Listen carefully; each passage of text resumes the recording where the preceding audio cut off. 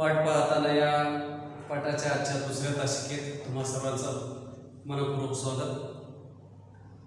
लेखिका अरुणा ढेरे लिखित वाट पाहताना हा पाठ आपण मागच्या तासापासून पाहत आहोत. प्रत्येक व्यक्ती आपल्या आयुष्यामध्ये कोण्या ना कोण्या गोष्टीची वाट पाहतच असतो. वाट पाहणं जीवनामध्ये ही एक अटळ गोष्ट आहे. या वाट पाहण्यामधल्या विविध पैलूंचं दर्शन या पाठामध्ये लेखिकेने आपल्याला दाखवलेलं आहे. हे वाट पाहणं कधी सुखद असते, तर हे वाट पाहणं कधी दुःखद असू शकते. या वाट पाहण्यामध्ये कधी मनाची प्रचंड उत्कंठता वाढत असते, कधी हुरहुर असते, कधी आर्थिकता असते, कधी तळमळ असते, व्याकुळता असते. अशा कितीतरी अवस्था या वाट पाहण्यात असतात. लेखिकेने त्याच्या लहानपणी ज्या ज्या गोष्टींची वाट पाहिली आहे त्याचं सुंदर वर्णन मागच्या तासाला आपण पाहिलेलं आहे. सुट्टीतील सगळ्याच गोष्टीचा आनंद लुटण्यासाठी सुट्टीचं वाट पाहणं. लेखिकेला वाचण्याची प्रचंड आवड. पुस्तकाच्या गरड्यामध्ये जाऊन मस्त पुस्तकातलं एक सुंदर विश्व अनुभवण्यासाठी सुट्टीचं वाट पाहणं किती आल्हाददायक होतं त्याचं वर्णन आपण पाहिलं. वाचण्याच्या छंदातून हळूहळू शब्दांची मैत्री जुळायला लागली आणि कवितेची नातं दृढ झालं. या कविता रूपी मैत्रिणीचं वाट पाहणं मनाला किती हुरहुर करणारं असायचं. ही कविता रूपी मैत्रिणीची प्रेरणा यावी म्हणून घरामागे असणाऱ्या उंबऱ्याच्या झाडावर हिरव्यागार पोपटांचे थवे पाहण्यातला आनंद किंवा वाट पाहण्याची उत्कंठता आपण पाहिलेलीच आहे. याशिवाय लेखिकेची आत्या उरुळी कांचनच्या शाळेमध्ये शिक्षिकेची नोकरी करायची. घरी यायला 9:30 वाजायचे, उशीर व्हायचा. त्यावेळेस दिंडी दरवाजाच्या आत लेखिकेची भावंड आत्याची वाट पाहायची. त्या वाट पाहण्यामध्ये मनाची प्रचंड अस्वस्थता, मनामध्ये अनामिक भीती काय असते याचे वर्णन आपण मागच्या तासात पाहिलेलं आहे. आज आपण जो भाग शिकणार आहोत किंवा त्या कथेचा एक टर्निंग पॉईंट म्हणू आपण, एक महत्त्वाचा संदेश आपल्याला या शेवटच्या टप्प्यात मिळणार आहे. अलीकडे एक सुरेख परदेशी सिनेमा पाहिला, चिनी cinema, postman in the mountain हे त्याचं नाव. पहाडी प्रदेशामधला एक जुना पोस्टमन आजारी पडतो, म्हणून त्याच्या जागी त्याच्या मुलानं काम करायचं ठरतं. मुलगा काही फारसा उत्सुक नसतो त्या कामाला, पण शेवटी पत्राचा थैला पाठीवर घेऊन वडिलाबरोबर कामाची माहिती करून घेण्यासाठी निघतो. वाहनांची सोय नसलेल्या लहान वाड्या वस्त्या पायी चालत हिंडायच्या. वाटतं तितकं सोपं नव्हतं. वाट पाहण्यामधली अधीरता काय असते, वाट पाहणं कधी कधी किती अस्वस्थ करणारं असतं, त्याच्यामध्ये किती तगमग असते हे स्पष्ट करून सांगताना लेखिकेने एक सुंदर उदाहरण दिलेलं आहे आपल्याकडं.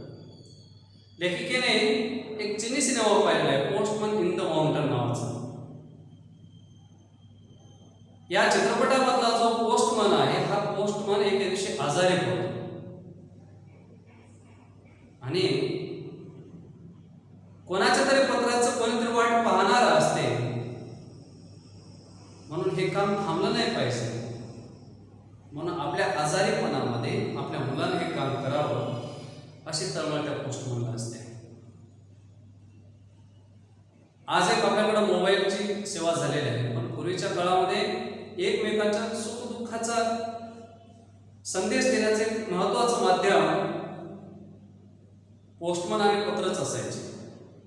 आणि त्यामुळं कोणीतरी कोणाच्या तरी पत्राची वाट पाहते, ह्याने खुशाली विचारते. कारण हे पत्र ही केवळ निर्जीव वस्तू नसतात. पोस्टमन हे काही निर्जीव वस्तू देत नाही, तो या पत्राच्या रूपानं दोन नात्यामधला दुवा साधत असतो. कारण त्या पत्रामध्ये एकमेकांबद्दलची ओढ आहे, प्रेम आहे, जिव्हाळा आहे, आपुलकी आहे, इच्छा आकांक्षा आहे. ह्या सगळ्या गोष्टींना भावभावनांनी ओतप्रोत भरले त्याला निर्जीव तरी कसं म्हणावं, कारण तो दोन मनांचा दुवा साधण्याचं ते कामपत्र करत असते. आणि म्हणून हे काम थांबलं नाही पाहिजे, आपल्या मुलाने हे काम करावं असं मनोमन त्या पोस्टमनला वाटते. पहाडी प्रदेशामधला वाहनांची सोय नसलेला तो रस्ता, आणि मग पाठीवर त्या पत्राचा थैला घेऊन पोस्टमन आपल्या मुलांना सर्व रस्ते दाखवतो. आपल्या कामाचं स्वरूप तो आपल्या मुलाला समजावून सांगण्याचा प्रयत्न करतो. फार सुंदर आहे. हा प्रसंग इतका हृदयस्पर्शी आहे की आई वडिलांनी आपल्या मुलांना कोणते संस्कार द्यायला पाहिजे, माणूस म्हणून आपण इतरांशी कसं वागावं, माणूस म्हणून आपल्या लेकराची जडणघडण कशी व्हावी, याचा एक उत्कृष्ट नमुना म्हणजे हा प्रसंग आहे. हा पोस्टमन आपल्याला बरंच काही शिकवून जातो. आपल्याला पोस्टमन अंतर्मुख करतो. इतरांच्या सुख दुःखामध्ये कसं सहभागी घ्यायचं, कोणाच्या तरी उदास मनावर हास्याची एक लकीर कशी पुरवायची, हा पोस्टमन आपल्याला सांगतो. आणि लेखिका पोस्टमन इन द माउंटन नावाचा चित्रपट पाहिलेला आहे, त्याच्यातला तो प्रसंग सांगतो. सुरुवातीला मुलाला फारसे काम आवडत नाही, कारण उंच उंच पहाडी प्रदेशातून जावं लागते, वाहनांची सोय नाही, पायपीट करावी लागते, आणि हे काय आपण करायचं असं वाटते. पण शेवटी आपल्या वडिलांच्या इच्छेखातर तो मुलगा तयार होतो. आणि तो पोस्टमन आपल्या मुलाला कामाचं स्वरूप समजावून सांगत असताना एका वस्तीवर येतो. एका वस्तीवर दोघं बाप लेक येतात. तिथे एका झोपडीशी एक अंध म्हातारी बसलेली असते. पोस्टमन आल्याचं तिला बरोबर समजतं. ती आनंदून जाते. पत्र हातात घेऊन ती स्पर्शाने त्याचा आनंद भोगते. पोस्टमनलाच ते वाचायला सांगते. म्हातारीच्या मुलानं तिला पाठवलेलं हे पत्र असतं. त्यानं आपल्या आईची खूप प्रेमाने विचारपूस केलेली असते. तिला घेऊन जायला तो लवकरच येणार असल्याचं त्यानं लिहिलेलं असतं. हे सगळं ऐकताना म्हातारीच्या तोंडावर खूप समाधान पसरतं. मित्रो, अलीकडच्या काळामध्ये आपण पाहत आहोत, आज आपण मेट्रो सिटीमध्ये थोडक्यात लक्षात येईल आपल्याला, असे कितीतरी म्हातारे आई वडील आहेत, एकाकी आहेत. त्यांची मुलं कुठेतरी विदेशामध्ये मोठ्या कंपन्यामध्ये चांगल्या गलेलट्ट पगारावर कामं करतात. आई वडील कुठल्या तरी 4-5व्या फ्लॅटच्या माळ्यावर राहतात. बोलायला कोणी नाही, निराधार आहेत. देहानं ते येत आहेत, पण मन मात्र पूर्ण त्या विदेशामध्ये असलेल्या मुलामध्ये गुंतलेलं असते. त्याचा फोन येईल, त्याचं एखादं पत्र येईल आणि तो आपल्याला इथून घेऊन जाईल असं लिहिल. आयुष्यातला उत्तरार्ध मस्त आपल्या नातवंडासोबत आपल्याला खेळता येईल, घालवता येईल. समाधानानं जसं झाडावरचं पाणी एके दिवशी गळून पडते, तसं या ठिकाणी जगाचा निरोप घेता येईल. या भाबड्या स्वप्नावर ते म्हातारे वृद्ध आई वडील जगत असतात. असे कितीतरी किस्से आपल्याला वाचायला मिळतात, पेपरमध्ये वाचायला मिळतात. मागे अगदी हृदय हेलावून टाकणारी घटना वाचण्यात आली होती. 1-2 वर्ष झाले असते त्या घटनेला. विदेशामध्ये नोकरी करणारा तो मुलगा, आई एकटीच कुठंतरी फ्लॅटमध्ये राहणारे, आजूबाजूला कोणीच बोलणारं नाही. आणि ते म्हातारी आपल्या मुलाला फोन करते, बाळा मला घेऊन जायला, माझं उत्तर आयुष्य मला तुझ्यासोबत घालायचं आहे, नातवंडासोबत खेळायचं आहे, बागडायचं आहे. हसत हसत एके दिवशी मला या जगाचा निरोप घ्यायचा. आणि मुलाला मात्र आपली आई आपल्यासोबत असावे असं वाटतच नाही. आणि तो काही ना काही बहाणे करत असतो. नाही काय आता नाही जमणार तुला, मीच येईल. आणि शेवटी दोनदा तीनदा ही म्हातारी आई आपल्या मुलाला फोन लावते. मुलाचा प्रतिसाद येत नाही. शेवटी म्हातारी राहते. महिने गेले, 2 महिने, 3 महिने, 6 महिने, 8 वर्ष गेलं. आईचा फोन मुलाला नाही, मुलाचा फोन आईला नाही. एका दिवशी मुलाच्या मनामध्ये शंकेची पाल चुकचुकते आणि विदेशातला मुलगा आपल्या आईला फोन करायचा प्रयत्न करतो. फोनवर बेल जाते, मात्र प्रतिसाद काहीच नाही. शंकेचं कावळ मनात माजलं, जीवाचा आकांत झाला आणि तो मुलगा विदेशातून आपल्या आईला भेटण्यासाठी आला. दारावरची बेल वाजली, काहीच प्रतिसाद नाही. शेजाऱ्यांना चौकशी केली. शेजारी म्हणतात, बरेच दिवसापासून आम्ही पाहिलेलंच नाही. मनाचा बांध फुटला. धाडकन दार तोडण्यात आलं. पाहतो तर काय, आईचा सांगडा. असं कोणीतरी अशी वेळ येऊ नये म्हणून पत्र हे पत्र नसतात. फोन हा केवळ फोन नसतो. दोन मनाचं ते मिलन असते. एकमेकांच्या भावना, एकमेकांची इच्छा, आकांक्षा त्याच्यातून व्यक्त होत असतात. आणि म्हणून कोणीतरी आपल्या पत्राच्या, कोणीतरी आपल्या फोनच्या आशेवर जगत असतो.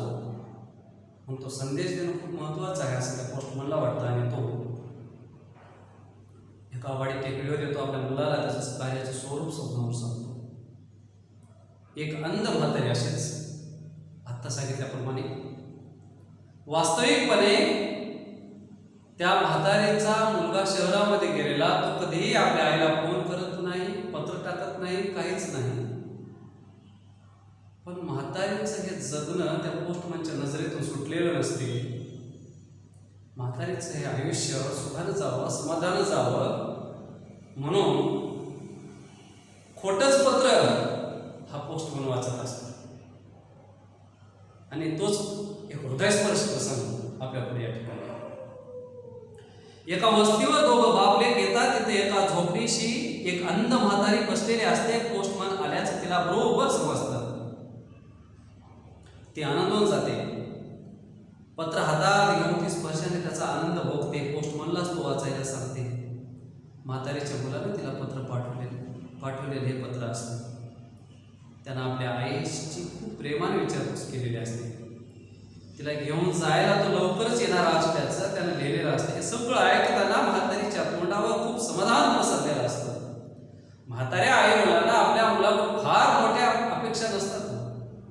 त्यांना आपल्याला प्रेमानं चौकशी करावी, सुख दुःख विचारावं, एवढीच एक बाबडी इच्छा त्यांची असते. पण अनेक कुटुंबामधून, अनेक मुलांकडून ही साधीशी इच्छा सुद्धा त्यांची पूर्ण होत नाही. आणि हे जी दुःखाची भावना आहे, हे पोस्टमॅन नेमकं हेरलेलं होतं आणि म्हणून तो खोटंच पत्र वाचतो. आजी खडबडीत हातानं त्या पत्र स्पर्श करते आणि त्याच्यातून आपल्या मुलाचा स्पर्श ते अनुभवते. माझ्या लेकराचं हे पत्र आहे. माझ्याबद्दल किती प्रेमानं, आपुलकीनं त्यानं लिहिलेलं आहे. बघा तुम्ही आईचं मन काय असते. आणि आपल्याला इथून तो घेऊन जाईल आणि हे पत्र पोस्टमन वाचून दाखवतो. म्हणून ती त्या पोस्टमनला आशीर्वाद देते. बाळा तुझं कल्याण हो रे. मुलाला पत्र पाठवलेलं नसतं.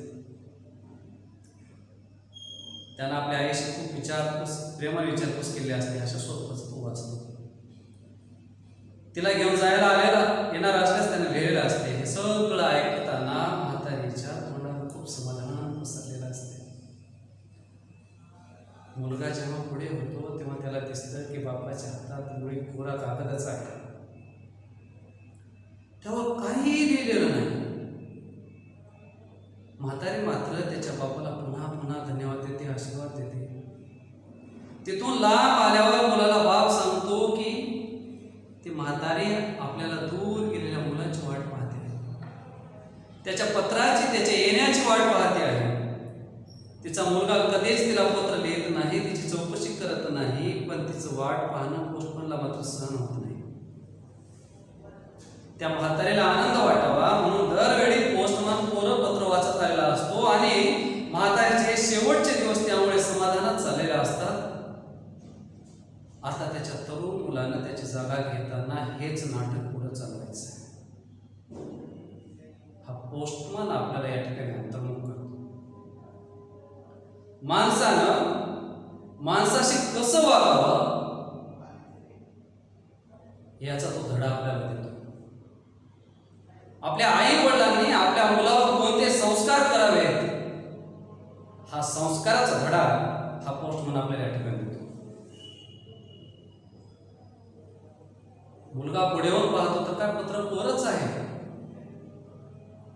वडील कोरच पत्र आजीला वाचून दाखवत आहे आणि आजी मात्र आपल्या बाबाला आशीर्वाद देते, धन्यवाद देते आणि त्या मुलाच्या लक्षात येते बाबा तुम्ही कोरच पत्र वाचत आहात. तेव्हा पोस्टमन सांगतो बाळा ह्या आजीचा मुलगा शहरी गावात राहतो, शहरात राहतो. तो तिला कधीही पत्र पाठवत नाही, तो कधीही विचारपूस करत नाही. पण ह्या आजीच्या डोळ्यामध्ये मात्र आपल्या मुलांची वाट पाहणं संपलेलं नसते. ते आतुरतेने आपल्या मुलाची वाट पाहते आहे, त्याच्या पत्राची वाट पाहते आहे. आपला मुलगा आपलं सुख दुःख विचारल, आपल्या इच्छा आकांक्षा काय ते समजून घेईल, शेवटचे दिवस समाधानात जातील यासाठी ते आपल्या मुलाच्या पत्राची वाट पाहते. म्हातारीचे ह्या पत्राची वाट पाहणं असह्य वाटलं मला. पण तुझ्या ह्या शेवटच्या क्षणी तिचं जीवन आनंदानं जावं, समाधानानं त्या जगाचा निरोप घ्यावा म्हणून मी हे नाटक चालवलेलं आहे. बेटा तुला हे नाटक करायचं आहे, तुला हे असेच छोटे छोटे पत्र वाचायचे आहे.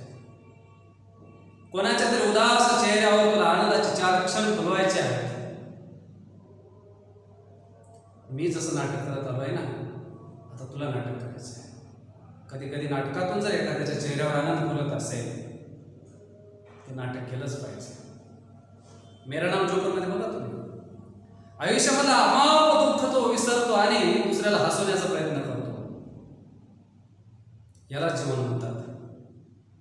जी माणसं आपल्या स्वतःच्या जीवनामधला अपार दुःख विसरतात आणि दुसऱ्याला हसवण्याचा प्रयत्न करतात त्याच्यासारखा मोठा कलावंत नसतो. याला जीवन म्हणतात. जीवनाचा अर्थ हाच असतो. शहरगावी राहणाऱ्या मुलाचं पत्र हाच म्हातारीच्या जगण्याचा एकमेव आधार आहे हे ओळखलं आहे त्या प्रौढ समंजस पोस्टमन. तो नुसतं पत्र पोहोचणारा सरकारी नोकर नाही, तो माणूस आहे, भला माणूस. आपल्या तरुण मुलाला तो केवळ पहाडातल्या वाटा आणि खेडी दाखवत नाही, तो त्याला माणसं दाखवतो, माणसापर्यंत पोहोचण्याचं पूल दाखवत आहे. म्हातारीचं वाट पाहणं सुखाचं करण्याची तो रीत मुलाला समजावतो आहे. वाट पाहणं ही गोष्ट एरवी सुखाची थोडीच असते. वाट पाहण्यामध्ये आतुरता, वाट पाहण्यातली व्याकुळता काय असते. पोस्टमन इन द माउंटन या चित्रपटाचा थोडासा छोटासा आशय लेखिकेने आपल्याकडे ठेवलेला आहे. प्रत्येक वेळी वाट पाहणं सुखाचं नसते. प्रत्येक वेळी वाट पाहण्यातलं सार्थक लागेलच अशातली गोष्ट नसते. प्रत्येक वेळी वाट पाहणं आनंददायी नसते. कधी कधी हे वाट पाहणं अत्यंत जीवघेणं राहते. मनाची प्रचंड अस्वस्थता आणि व्याकुळता निर्माण करणार असते. हे मनाची व्याकुळता आणि अस्वस्थता निर्माण करणारं वाट पाहणं सुखाचं व्हावं म्हणून कोणीतरी आपल्या जीवनामध्ये असायला हवं. ह्या म्हातारीच्या जीवनामध्ये हा पोस्टमन आलेला आहे. त्याला पूर्ण माहित आहे की मुलाचं पत्र हाच या म्हातारीचं जगण्याचा एकमेव आधार आहे. आपल्या खोटं पत्र वाचण्याच्या माध्यमातून जर याचं आयुष्य शेवटचे काही दिवस आनंदाने जाणार असतील तर आपण हे खोटं पत्र का वाचू नये. तो मुलगा तर विचारत नाही, त्या मुलाची जागा आपण घ्यायला काय हरकत आहे. इतराचं जन्म सुखावं कसं करायचं याचा एक उत्कृष्ट नमुना याच्या वेगळा काय असू शकतो. म्हणून लेखिका म्हणतात की वाट पाहणं प्रत्येक वेळी सुखाचं असत नाही. ते प्रचंड व्याकुळतेचं, तन्मकतेचं, आर्ततेचं असू शकते. हे आपण या ठिकाणी पाहिलेलं आहे. त्या पोस्टमनची किती चांगला गुण आहे. तो केवळ सरकारी कर्मचारी नाही, तो केवळ निर्जीव पत्र देत नाही, तो एक भला माणूस आहे, एक सज्जन माणूस आहे. आपण ज्या क्षेत्रामध्ये काम करतो त्या क्षेत्रामध्ये प्रामाणिकपणे जर आपण काम केलं तर इतरांच्या चेहऱ्यावर कशा सुखाचा आनंद निर्माण होऊ शकतो याचे एक मूर्तिमंत उदाहरण देणारा तो शिक्षक आहे.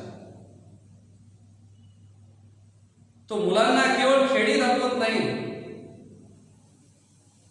पहाडाच्या वाटा दाखवत नाही. ज्या नात्यामधला हा नात्याचा बांध तुटलेला आहे ना, तो बांध साधण्याचं काम करतो आहे. नातं कसं जोपासायचं, नातं कसं टिकवायचं याचा तो उत्तम धडा आपल्या मुलाला देतोय. माणसापर्यंत पोहोचण्याचे पूल दाखवत आहे. म्हातारीचं जगणं सुखकर करण्याची तो रीत आपल्या मुलाला समजावत आहे.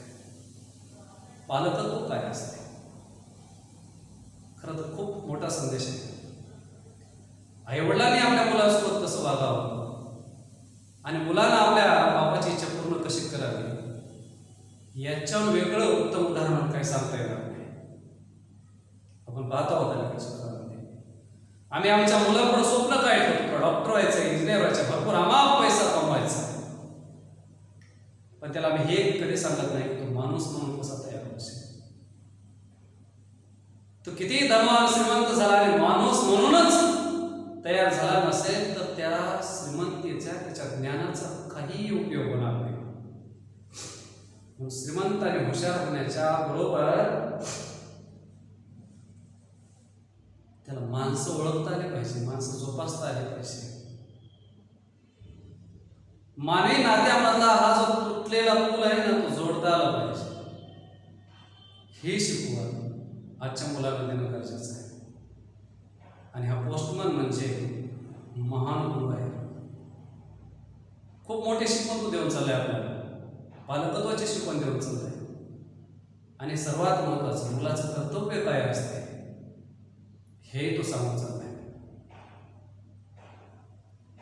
माणसात पोहोचण्याचं पूल दाखवत आहे. म्हातारीचं वाट पाहणं सुखाचं करण्याची रीत मुलाला समजवत आहे. वाट पाहणं ही गोष्ट येणे सुखाची थोडीच असते. दुःख, काळजी, भीती, अस्वस्थता, तडफड कितीतरी गोष्टी असतात त्यात भरलेल्या. पावसाची वाट पाहणाऱ्या शेतकऱ्याचे डोळे आठवा जरा, किंवा विठूच्या दर्शनासाठी वाट पाहणाऱ्या संतांचे अभंग आठवा.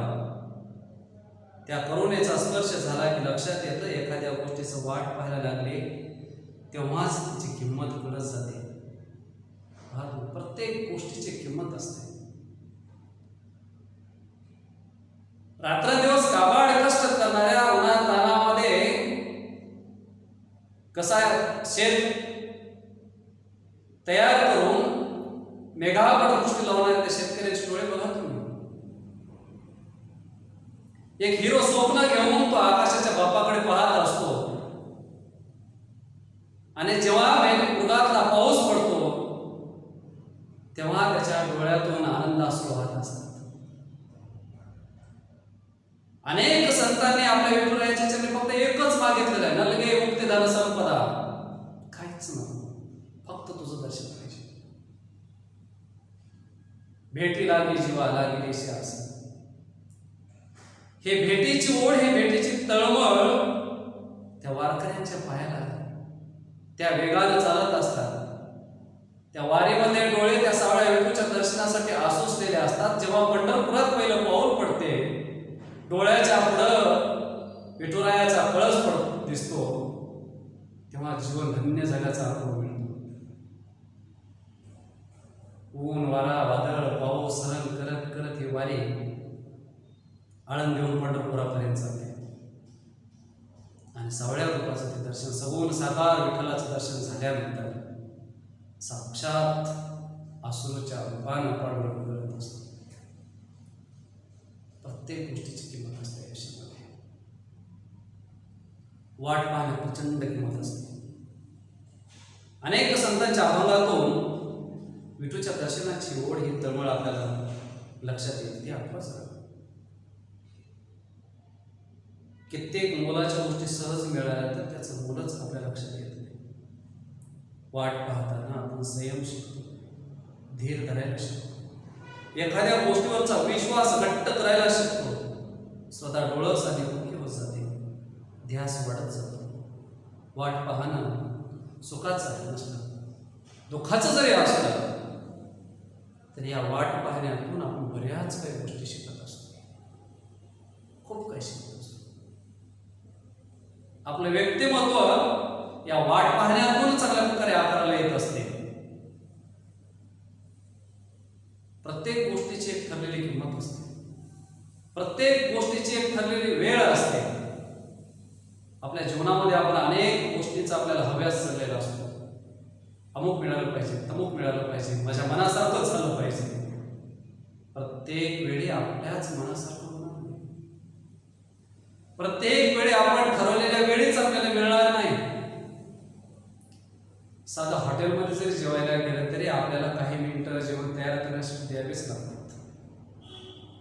झटकेपट काहीच नाही. वाट पाहणं वाया थोडं झालं. मग ते किंमत मोजल्यानंतर जेव्हा ती आपल्याला वस्तू मिळते, ती गोष्ट आपल्याला प्राप्त होते, तेव्हा पहा त्याच्यात आनंद काय असतो. म्हणून वाट पाहण्यात सगळ्यात माणूस काय शिकतो जीवनामध्ये? संयम शिकतो. हा संयम खूप महत्वाचा आहे जीवनामध्ये. धीर धरायला शिकतो आणि स्वतःचा विश्वास दृढ व्हायला लागतो. मी ज्या गोष्टीसाठी वाट पाहतो आहे ती योग्य आहे, अचूक आहे, मला नेमकं तेच हवं होतं आणि मला तेच पाहिजे. त्याच्यासाठी मी वाटेल तेवढे कष्ट घेईल, वाटेल तेवढी वाट पाहिल, पण एके दिवशी मला ती गोष्ट मिळणारच आहे. 10वीच्या निकाल तारीख आपल्याला किती असह्य करते वाट पाहताना, पण हा निकाल आपल्या मनाचा साजेसा लावा याच्यासाठी वर्षभर मेहनत घ्यावी लागते. आणि ते शेवटचे क्षण मग किती हृदयाचे ठोके वाढवणारे असतात. आणि जेव्हा अपार मेहनतीचं आणि कष्टाचं फळ आपल्याला त्या स्क्रीनवर दिसते कम्प्युटरच्या, तेव्हा धन्यता वाटते. प्रत्येक वेळी वाट पाहणं आनंददायी वेदनादायी नसतं, तर कधी कधी हे वाट पाहणं प्रचंड संयम शिकून जाणार असतं. स्वतःबद्दलचा आत्मविश्वास वाढवणारा असतं. स्वतःची निष्ठा प्रबळ करणारा असते. वाट पाहण्यात बऱ्याच गोष्टी आपण शिकत असतो.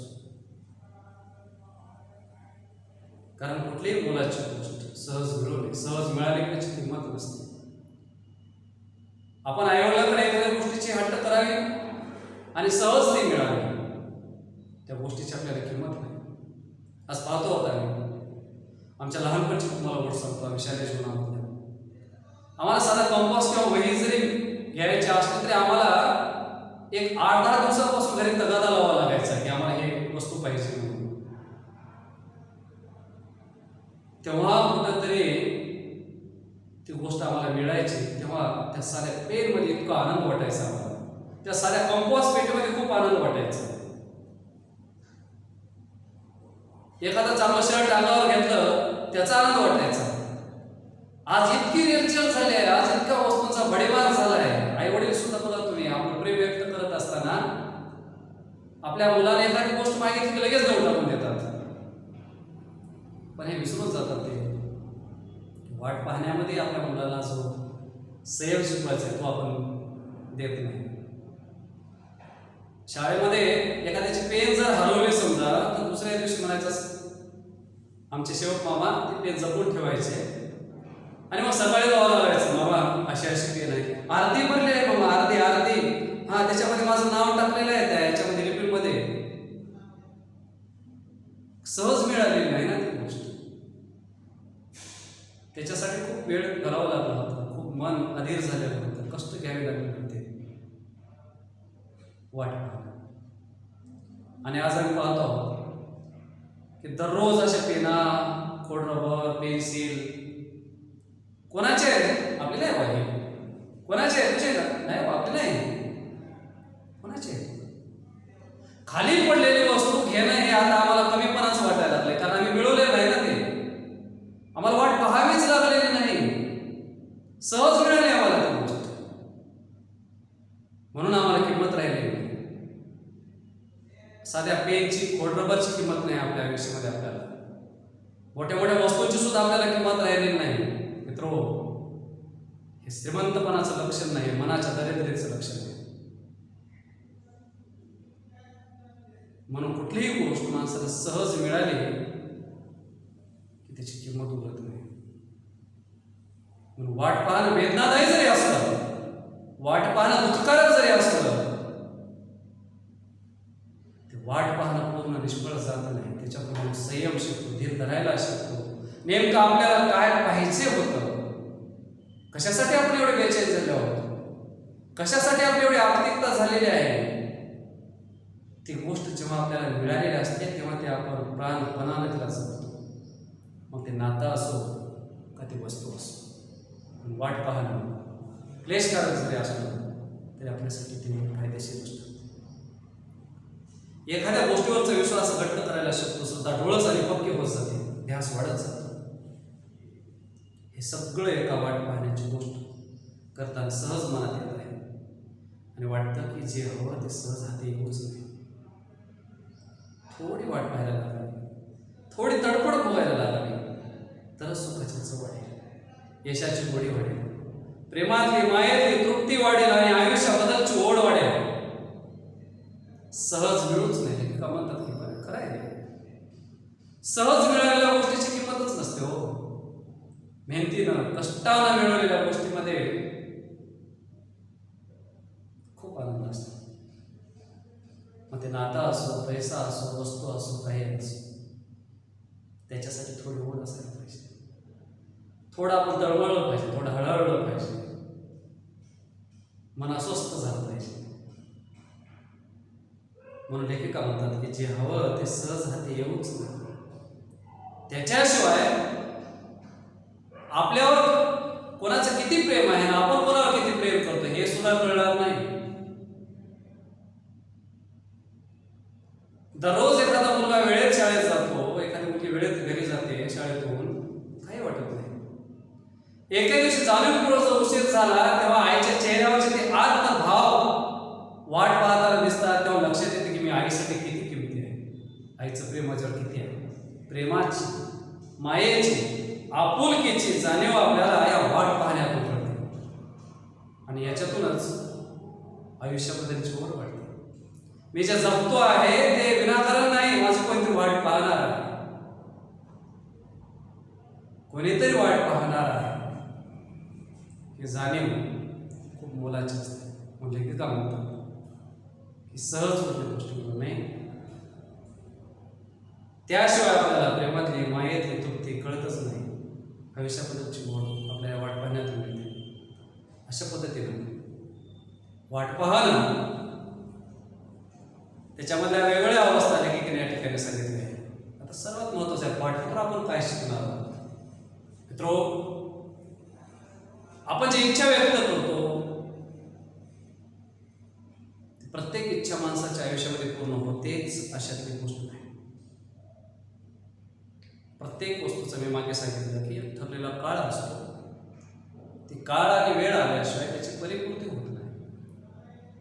म्हणून जोपर्यंत ती गोष्ट आपल्याला साध्य होत नाही तोपर्यंत प्रयत्न करत राहायचं, धीर सोडायचा, दृढ विश्वास ठेवायचा, स्वतःवर आत्मविश्वास बाळगायचा आणि जोपर्यंत ते मिळत नाही तोपर्यंत त्याची वाट पाहायची. याला जीवन म्हणतात आणि हेच आपण या पाठाच्या माध्यमातून शिकणार आहोत. धन्यवाद.